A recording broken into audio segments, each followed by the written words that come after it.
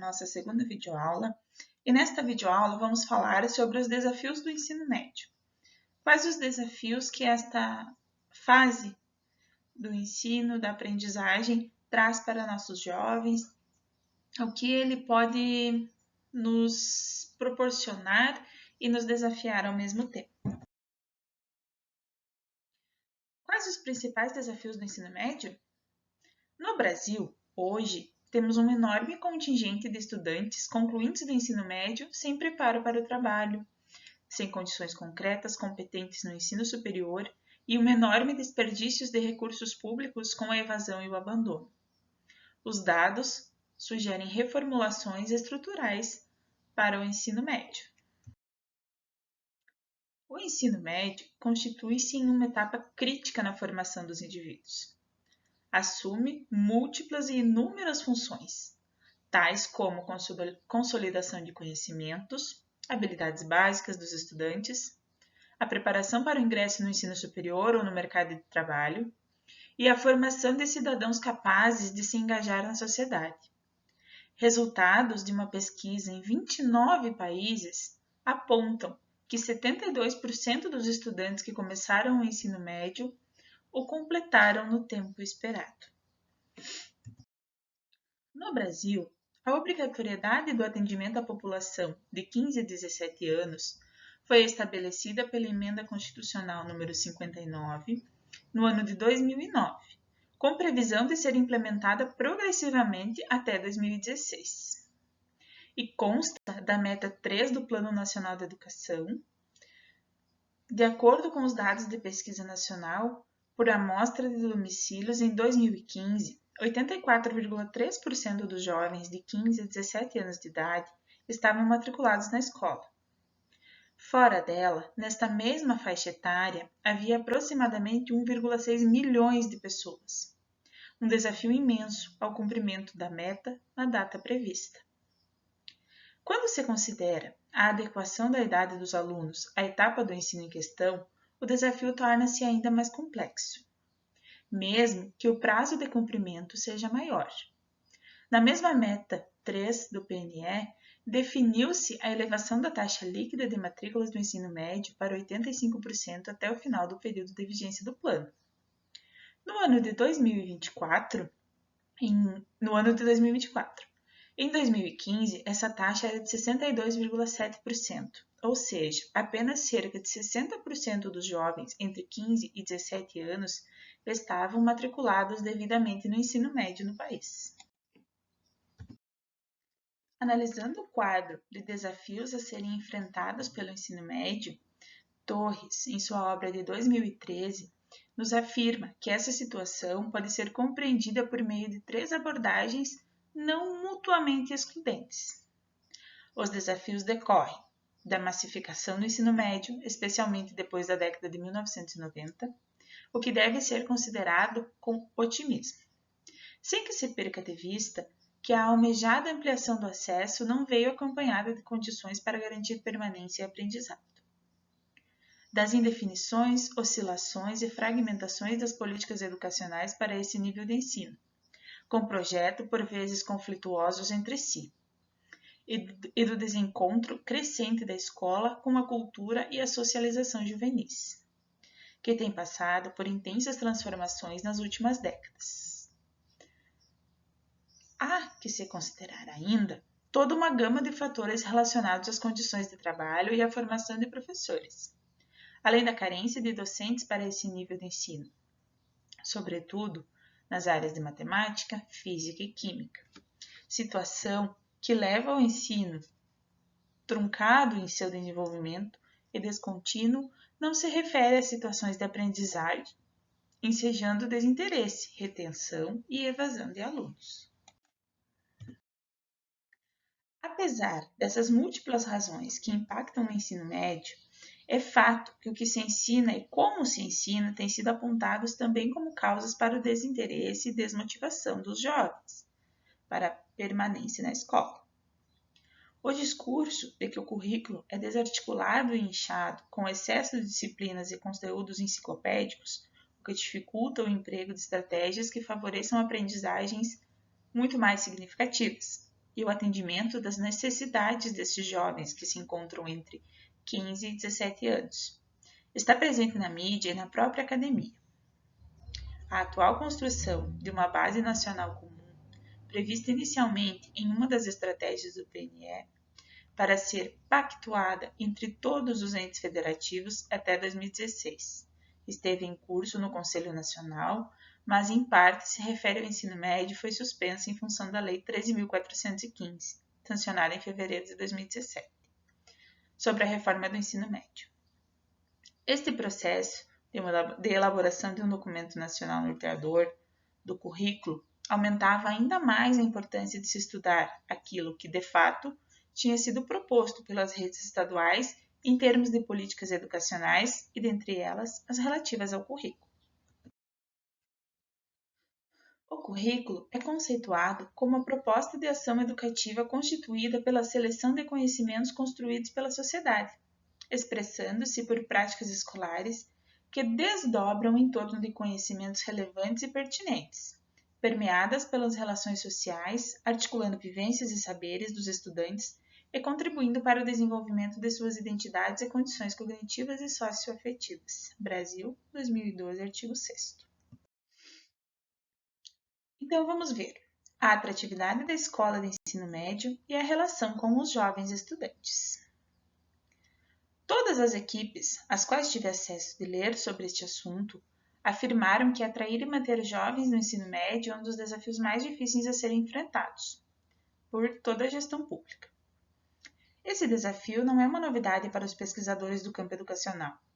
Diversas investigações junto a jovens e escolas realizadas desde os anos 1990 têm enfatizado o distanciamento crescente entre esse público e a instituição escolar, indicando crise de seu papel enquanto agência de socialização e de ensino-aprendizagem para as futuras gerações. Impulsionada por essa discussão, as recentes políticas públicas nacionais para o ensino médio têm consolidado em seus documentos a necessidade de adaptar as escolas ao universo juvenil que vem se desenvolvendo nos dias atuais. A primeira a ser destacada é a própria Lei de Diretrizes e Bases da Educação Nacional de 1996, a qual concebe o ensino médio pela primeira vez no país, como parte integrante da educação básica, da formação básica que qualquer pessoa teria direito, ou seja, como formação escolar essencial, a qual todo jovem pode ter acesso independente de seu percurso posterior. A continuidade dos estudos e ou o ingresso no mercado de trabalho. O reconhecimento legal e cultural a respeito da importância do ensino médio como última fase da educação básica veio acompanhado de muitos desafios a serem enfrentados. A democratização do acesso implicaria maior heterogeneidade do corpo discente. A mudança do perfil do aluno traria consequências para o currículo, para os métodos pedagógicos e para a formação dos professores, que iriam lidar com um público cada vez mais diverso e sem histórico familiar de frequência a esse nível de ensino. As novas diretrizes curriculares nacionais do ensino médio, de 2012, incorporam o pressuposto de que a juventude no país é diversa. De fato, o parecer que as embasa justifica a necessidade de uma nova diretriz em razão das mesmas. Novas exigências educacionais resultantes das transformações na produção de conhecimento e no acesso às informações no mundo do trabalho e nos próprios interesses dos jovens estudantes. Diversidade desses jovens, o que implica reconhecer diferentes caminhos de atendimento aos variados anseios das juventudes e da sociedade.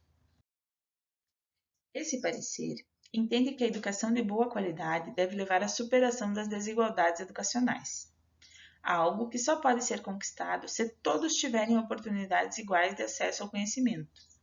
Para que isso ocorra, este documento orientador defende que a escola deve ser menos rígida, segmentada e uniforme, a fim de que os estudantes indistintamente possam adequar seus tempos de aprendizagens de modo menos homogêneo e idealizado. Brasil, 2011, página 9. Neste sentido, o parecer indica a importância de reforçar o projeto político-pedagógico das escolas, de modo a permitir diferentes formas de oferta e de organização, mantida uma unidade nacional. Sugere, assim, a necessidade de um projeto que contemple princípios e objetivos comuns para o ensino médio, sobre o qual podem existir possibilidades diversas. A definição da identidade do ensino médio como etapa conclusiva da educação básica precisa ser iniciada mediante um projeto que, conquanto seja unitário em seus princípios e objetivos, desenvolva possibilidades formativas com itinerários diversificados que contemplem as múltiplas necessidades socioculturais e econômicas dos estudantes, reconhecendo-os como sujeitos de direitos, momento em que cursam esse ensino. Brasil, 2011, página 49. Antes das diretrizes de 2012, que contém os princípios e procedimentos a serem seguidos por sistemas de ensino e escolas que o oferecem, o MEC já havia lançado o Programa Ensino Médio Inovador. Em linhas gerais, este programa propõe a induzir a reestruturação curricular e pedagógica nas escolas de ensino médio, por meio de repasses de recursos financeiros para que as escolas coloquem em prática seus projetos de redesenho curricular, elaborados com esta finalidade e seguindo os requisitos estabelecidos pelo programa. Partindo da ideia de que as instituições escolares e sua comunidade são as instâncias mais capacitadas para definir seu currículo, conforme sua realidade. A União objetiva incentivar propostas inovadoras, capazes de disseminar nos respectivos sistemas a cultura de um currículo dinâmico, flexível e compatível com as exigências da sociedade. Em termos curriculares, a primeira versão do programa propõe um modelo de ensino médio que ganhe identidade unitária e que assuma as formas diversas e contextualizadas. Para contemplar a autonomia das escolas e a heterogeneidade dos estudantes, o programa vai, assim, na mesma direção das diretrizes, ao se preocupar com um currículo capaz de promover uma aprendizagem que faça sentido para os jovens e adolescentes e de favorecer a interlocução da escola com as culturas juvenis.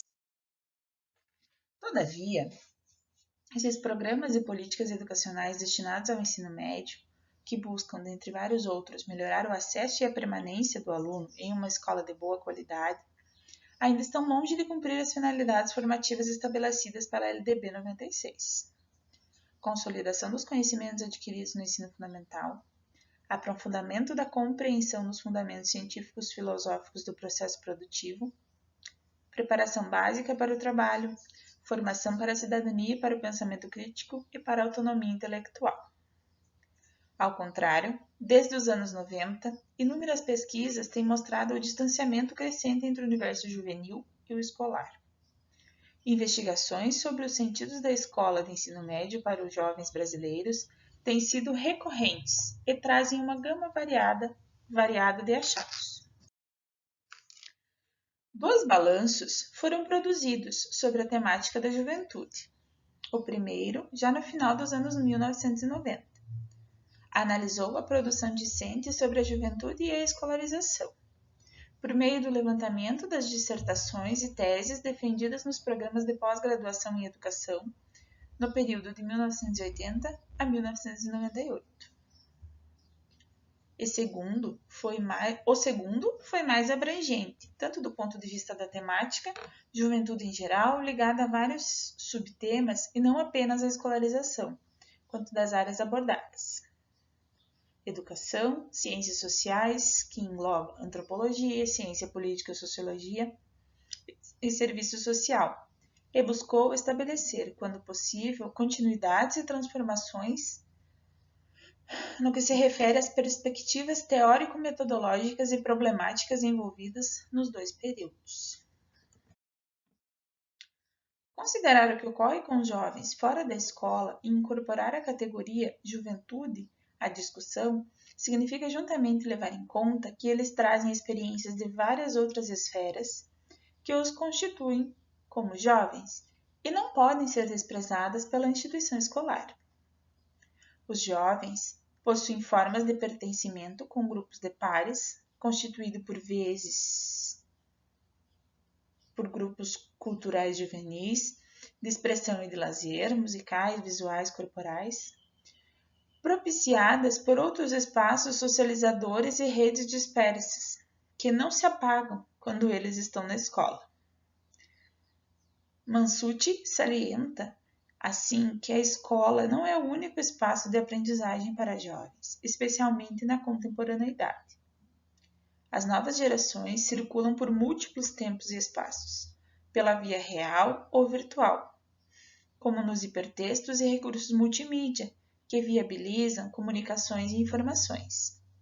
Elas são, assim, portadoras de uma nova racionalidade cognitiva, uma racionalidade pautada em apropriação de conhecimentos e em ganhos de aprendizagem, de forma difusa e descentrada. Para a autora, esta experimentação e circulação em vários territórios aos quais os jovens têm acesso representam ganhos de aprendizagem. As práticas que também ocorrem fora da instituição escolar devem chamar a atenção dos educadores, não para trazer a rua para o interior da escola, esvaziando a especificidade dos processos que ocorrem no seu âmbito. Mas é preciso reconhecer e compreender este universo se quisermos, de algum modo, transformar a ação educativa na escola, quanto mais não seja pelo melhor conhecimento dos sujeitos aos quais se destinam os esforços dos educadores.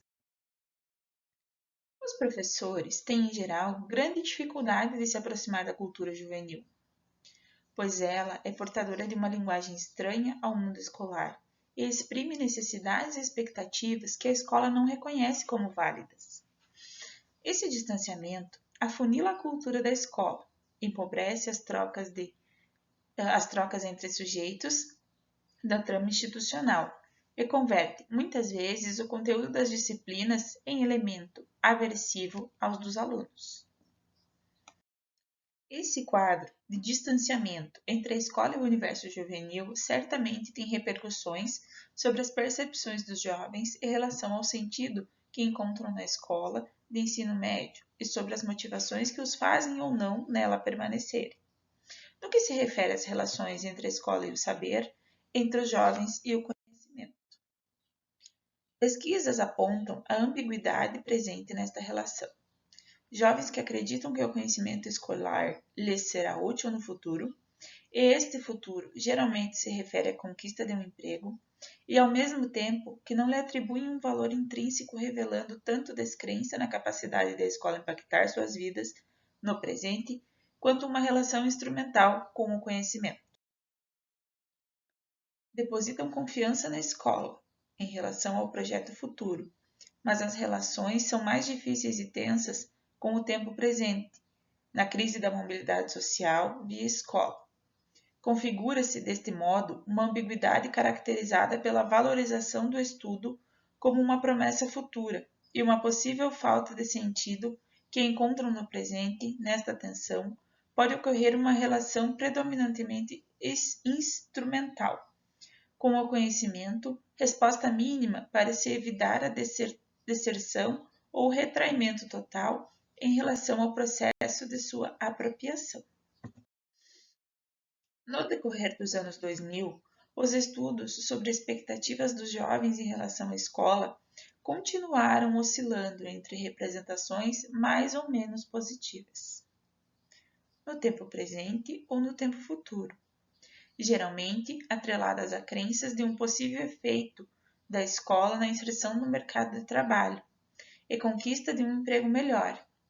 No fim da década, Tortucci, 2010, revela que essa positividade da escola como meio de mobilidade social para jovens das classes populares transfere-se do ensino médio para a educação superior, da escola para a universidade, comparando a transição da escola ao trabalho entre esses jovens e aqueles de origem social mais elevada.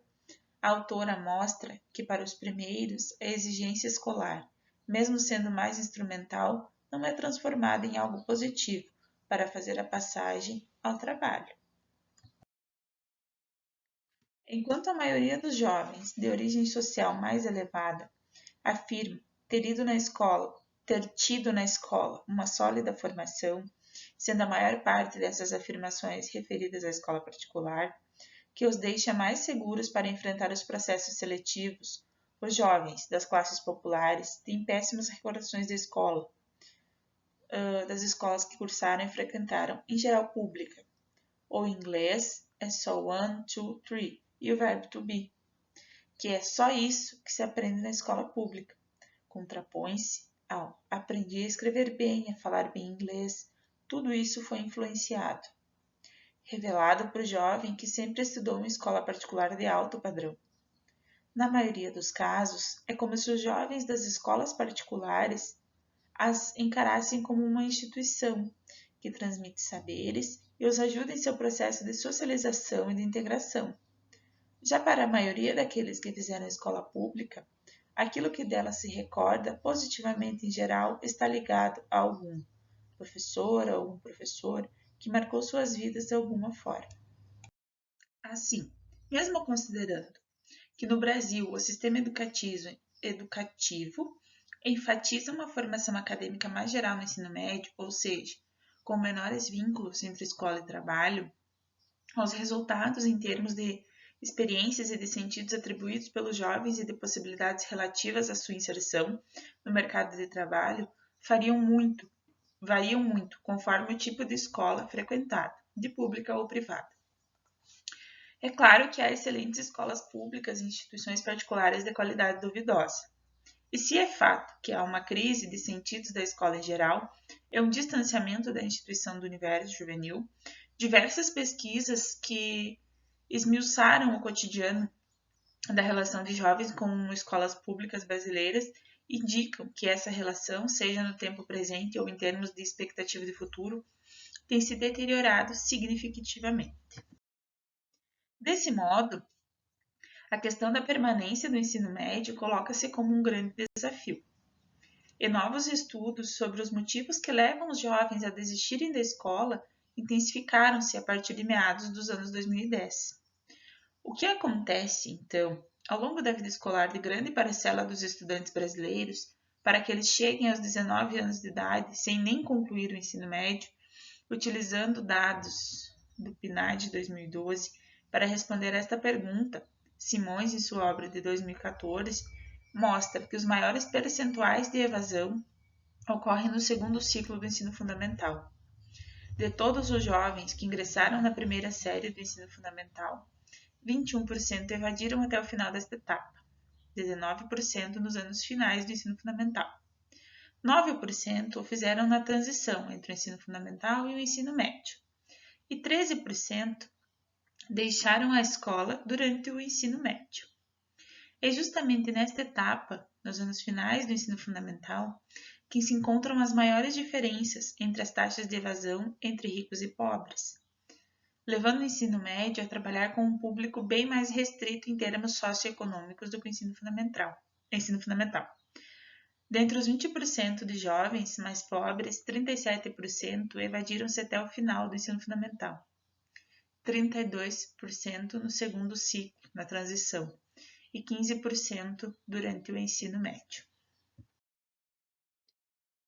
Ainda que menores que as do ensino fundamental, as taxas de evasão na transição para o ensino médio e durante seu decorrer também levantam preocupações acerca dos motivos que levariam os jovens a não prosseguir até sua conclusão. Embora já receba menos alunos de baixa renda que o ensino fundamental, o ensino médio continua o processo de seleção com viés socioeconômicos. Também nele, a evasão escolar é tanto mais forte quanto mais pobre for a família. Assim sendo, supõe-se que algumas das razões para a evasão estejam ligadas a questões socioeconômicas. Uma das principais hipóteses levantadas é de que as condições de pobreza forçariam os jovens a desistir dos estudos para trabalhar. Dados do PNAD de 2011 apresentados por Torres mostram que dentre aqueles que evadiram a escola, a maioria não trabalha, e ainda que quanto menor a renda, maior a chance de não trabalhar. Esses dados, portanto, enfraquecem as hipóteses de que a principal razão para os jovens pobres abandonarem a escola está relacionada ao trabalho. Do mesmo modo, a gravidez precoce é também apontada como possível causa para o abandono das meninas.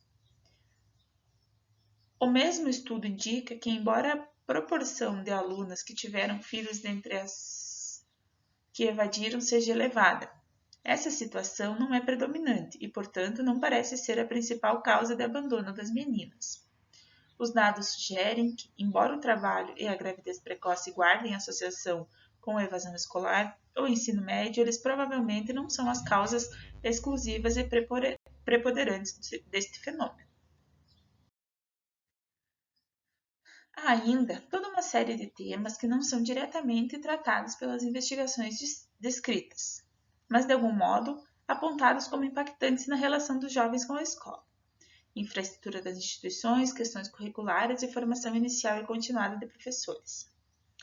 Quando se trata de refletir sobre o sistema educacional brasileiro, é consensual a percepção de que o ensino médio é o nível de ensino que provoca os debates mais controversos, seja pelos persistentes problemas do acesso e da permanência, seja pela qualidade da educação oferecida ou ainda pela discussão sobre a sua identidade.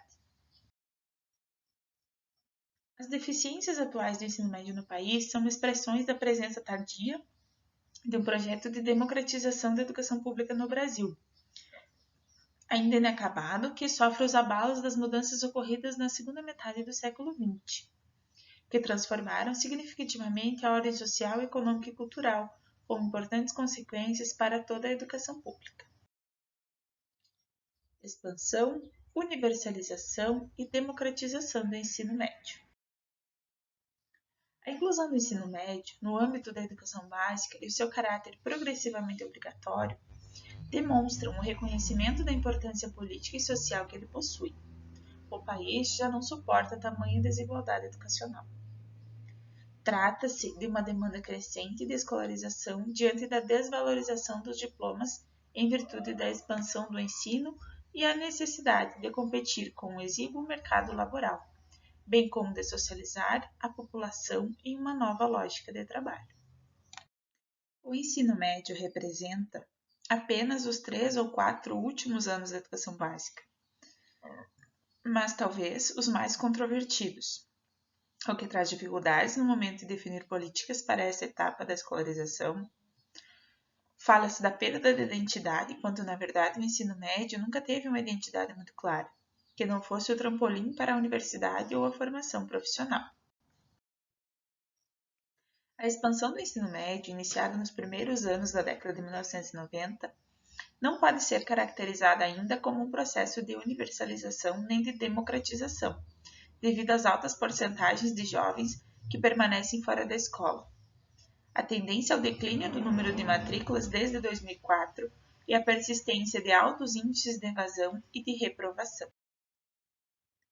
Para além dos desafios da universalização do acesso e da igualdade de oportunidades educacionais, também permanecem desafios referentes aos conteúdos a serem ensinados, a formação e remuneração de professores, as condições de infraestrutura e gestão escolar, aos investimentos públicos realizados. A evasão, que se mantém nos últimos anos após uma política de aumento significativo da matrícula do ensino médio, aponta para uma crise de legitimidade da escola, que resulta não apenas da crise econômica ou do declínio da utilidade social dos diplomas, mas também da falta de outras motivações para os alunos continuarem estudando. Para alguns segmentos sociais, cursar o ensino médio é algo quase natural, tanto quanto se alimentar. E muitas vezes sua motivação está bastante associada à possibilidade de recompensa, seja por parte dos pais, seja pelo ingresso da universidade. A questão está nos grupos sociais para os quais o ensino médio não faz parte de seu capital cultural, de sua experiência familiar. Portanto, o jovem desses grupos nem sempre é cobrado por não continuar estudando. É aí que está o desafio de criar a motivação pela escola. Os docentes do ensino médio, embora já não sejam idealizados pelos alunos, assim como eram os professores do ensino fundamental, continuam representando uma referência muito importante quanto à motivação para os alunos. O sentido da escola para os estudantes está bastante vinculado à integração escolar do aluno e à sua identificação com os professores. É fácil pensar que a motivação seja conseguir trabalho, mas esse argumento é um tanto frágil diante da sombra do desemprego. Além disso, na situação atual, são muito reduzidas as possibilidades da ascensão e de mobilidade social pela escola. Quanto ao interesse intelectual, na maioria dos casos, a atração ou rejeição dos alunos por uma ou por outra disciplina está vinculada à experiência e aos resultados escolares.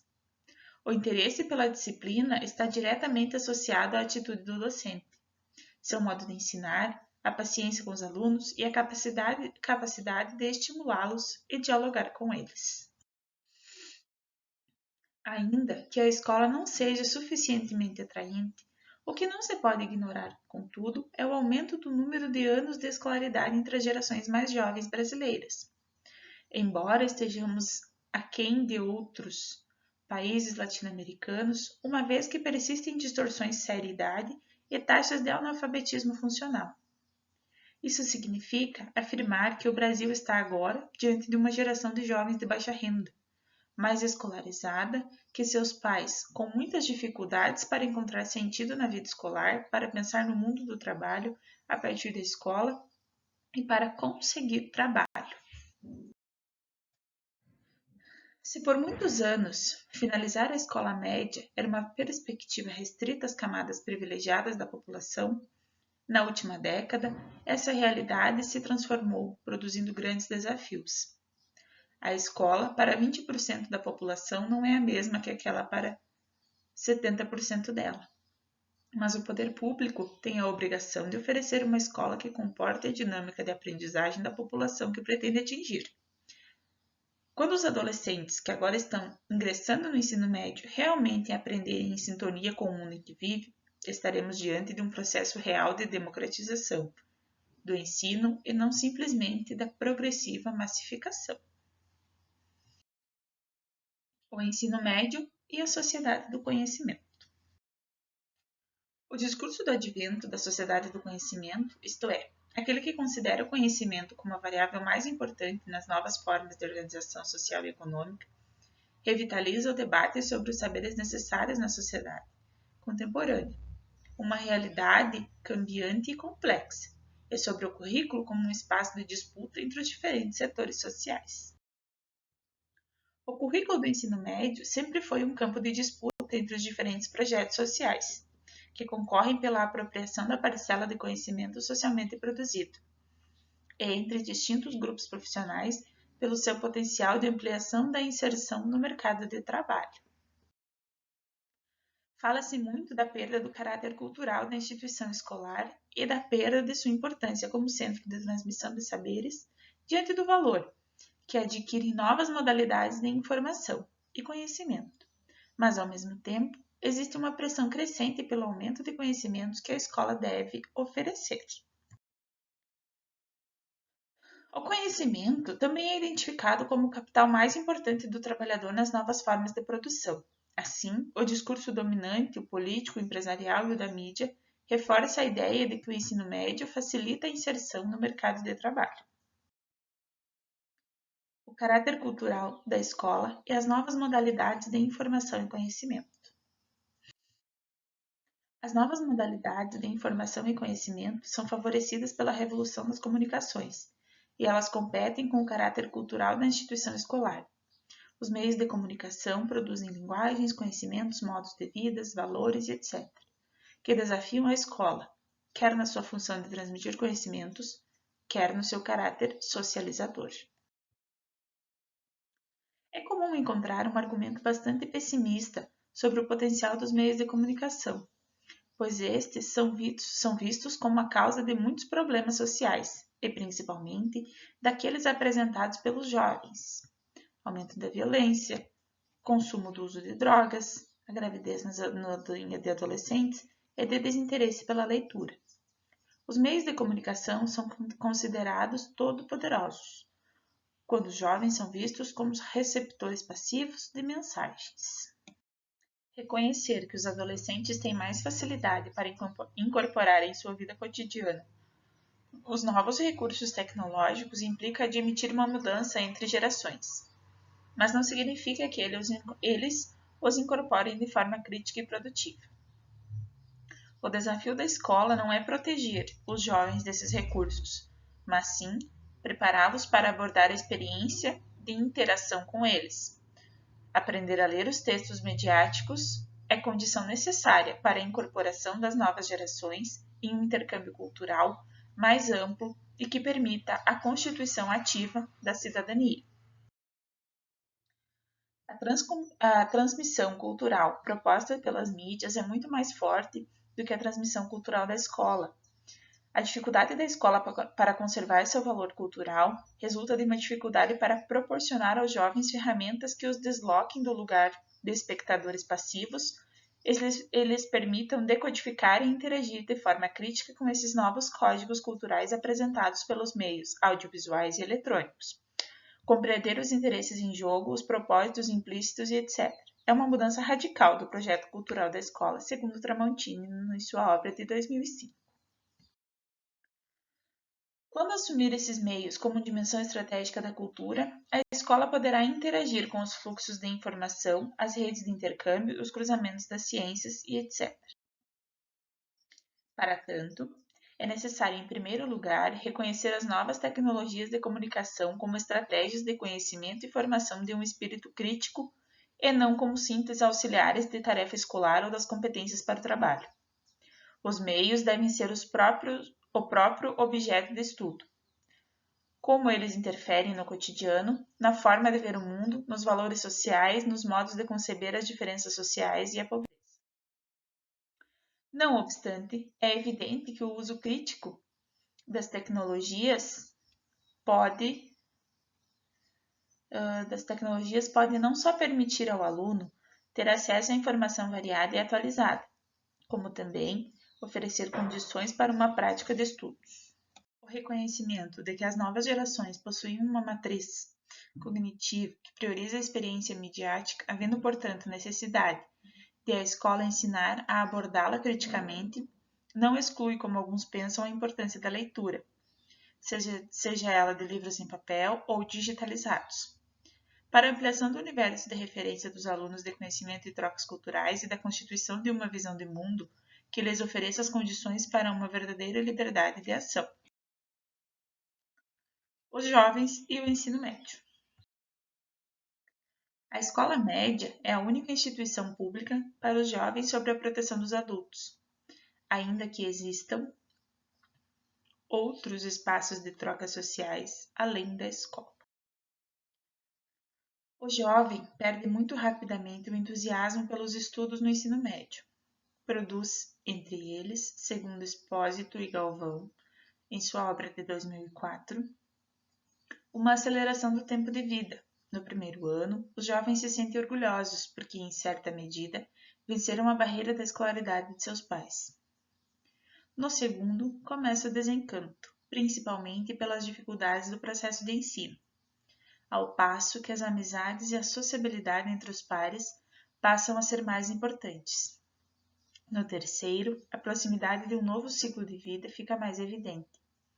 Os alunos se confrontam com um frustrante universo de possibilidades. O ingresso na universidade não se configura como uma possibilidade para a maioria, e o desejo de trabalhar ou melhorar profissionalmente também se torna muito difícil de ser concretizado. O clima das escolas costuma ser bastante afetuoso com os alunos, quase compassivo com os jovens. Os docentes são sensíveis à situação de vida de seus alunos, mas ao mesmo tempo têm baixas expectativas em relação a eles e a seu futuro. As condições de vida dos estudantes são presumidas, principalmente pelo bairro em que vivem, já que os docentes no geral conhecem muito pouco sobre a vida de seus alunos, com quem moram, as atividades que realizam, além de ir à escola, como ocupam os finais de semana e as características de suas famílias. Os comentários dos professores são muito ambíguos e tendem a se limitar à diferenciação, às vezes estereotipada, entre os alunos do curso diurno e dos cursos noturnos. Os atos violentos dos alunos e os problemas com a disciplina parecem sempre escapar do domínio do escolar. Os resultados dos alunos, seu comportamento passivo ou agressivo, são percebidos como expressão do local em que moram e a escola levanta muros para que as questões do bairro não entrem nela. É um comportamento etnocêntrica dos docentes. O mundo dos alunos é estrangeiro para a maioria deles. A juventude de hoje está diante de um futuro cheio de incertezas e mudanças constantes. Em face das incertezas do futuro, do significado que o tempo tem para a adolescência e de uma mudança cultural, encontramos nos jovens o privilégio do presente. O reconhecimento pelos jovens das mudanças na concepção do tempo e na forma de vivê-lo não se reduz à formação de competências que lhes permitam conviver com as situações imprevisíveis, com as incertezas e adaptar-se com uma facilidade às situações novas. É muito mais do que isso.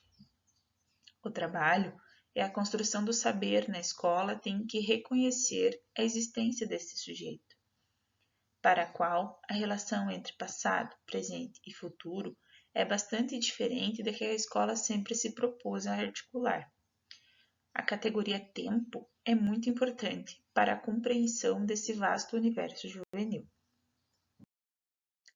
Estamos em um momento histórico, no qual as amplas transformações da ordem social, econômica e cultural agudizam os conflitos, exacerbam os processos de exclusão social e revitalizam o individualismo, os interesses privados e o consumo.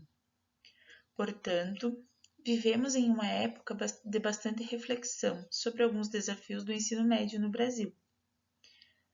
Cadernos de pesquisa para encarar um projeto democrático de educação pública e de verdadeira inclusão educacional. Ao mesmo tempo, estamos diante do desafio de promover relações institucionais democráticas e de dar condições aos jovens estudantes para que possam questionar esses valores e desnaturalizar a realidade. Situação bastante difícil para eles, porque carecem de experiências distintas das deste modelo societário, e para aqueles que têm de ser capazes de desconstruir os argumentos que legitimam suas mudanças. As dificuldades no trabalho tendem a tornar os docentes e diretores um pouco ambiciosos. Muitos professores têm suas ambições cerceadas pela ausência de condições básicas de exercício do magistério ou de reconhecimento externo. De sua parte, as propostas político-educacionais têm apenas criado condições que resultam em soluções paliativas, que não colocam no horizonte da qualidade escolar um projeto de revisão pedagógica coerente com o movimento histórico. Nas últimas décadas, a sobrevalorização dos indicadores de rendimento dos alunos conduziu à mobilização institucional, fortemente influenciada pela lógica organizacional das empresas, abandonando o desafio de renovar a racionalidade pedagógica. E perante a impotência das escolas para encontrar respostas, surgiram os provedores e vendedores de ideias, cursos e materiais didáticos, seja para reorganizar a escola, ou seja para capacitar os professores. O aumento da demanda na escola média vem acontecendo sobre uma estrutura sistêmica bem pouco desenvolvida, como uma cultura escolar incipiente para o atendimento dos adolescentes e jovens das parcelas mais pobres da população. Não se tem produzido uma democratização efetiva de acesso à última etapa da escolarização básica, mas sim um processo de massificação do ensino, desvinculado dos interesses dos adolescentes e jovens e em condições objetivas muito precárias. Para pensar no ensino médio, necessitamos ousar. Não há que ser econômico em ideias, muito menos em ações, em mudanças, informações e orçamentos. As exigências postas pela configuração socioeconômica do Brasil, caracterizada por extrema desigualdade e concentração de renda, somada à grave situação educacional do ensino médio, apresentam um conjunto de desafios que não se esgotam. O que a gente pôde acompanhar até agora? Os inúmeros desafios que o ensino médio apresenta aos profissionais, aos adolescentes, às secretarias de educação, como um todo, à sociedade de modo geral. Se tem muitas dificuldades São idas e vindas, são muitas coisas a decidir, são muitas coisas a oferecer, são muitas coisas a se pensar. Precisa-se ser ousado em pensar no ensino médio, em preparar esses jovens para a vida, em preparar para o trabalho, preparar para as universidades.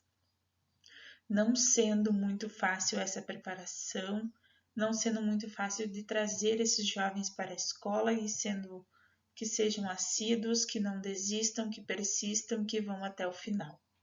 Este é um dos grandes desafios mundiais, eu ouso em dizer.